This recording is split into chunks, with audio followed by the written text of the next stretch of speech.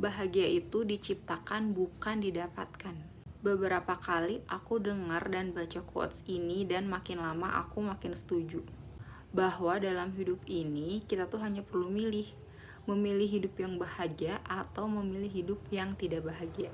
Contoh kecil yang bisa kita aplikasikan dalam kehidupan sehari-hari adalah ketika kamu ngerasa keluarga kamu gak pernah setuju sama pendapat kamu, atau mereka yang jarang hadir dalam momen-momen bahagia kamu, atau alasan lain yang bikin kamu kesal sampai di tahap kecewa sama keluarga kamu.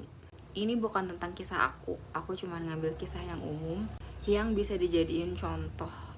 Kamu memilih gak bahagia karena hal-hal tersebut, atau kamu memilih bahagia karena ternyata kamu masih punya keluarga. Bisa aja mereka gak mendukung pendapat kamu karena memang sebenarnya pendapat kamu itu tidak perlu dibenarkan, atau mereka yang jarang hadir dalam setiap momen-momen penting kamu ya karena ada hal lain yang sebenarnya itu untuk kamu juga. Masih banyak contoh lain yang mungkin kalian bisa cari sendiri. Contoh variasi keduanya adalah biasanya kita terlalu fokus sama yang gak kita punya sampai mengabaikan sebenarnya yang kita punya itu sangat banyak dan perlu untuk dinikmati. Kita seakan kecewa dan marah ketika doa kita belum dikabulkan, ketika harapan kita belum diwujudkan. Padahal masih banyak hal lain yang perlu dinikmati, yang perlu disyukuri. Dan itu gak sebanding dengan doa-doa kamu yang ibaratnya 10 berbanding 1.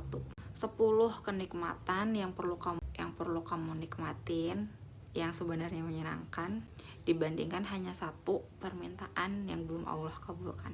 Nah, balik lagi, kamu pilih. Kamu mau enggak bahagia dan fokus terus-menerus sama yang belum kamu punya, atau memilih bahagia dengan hal lain yang belum kamu sadari sampai sekarang. Apa sih contoh nikmat yang lain yang disebutkan tadi itu?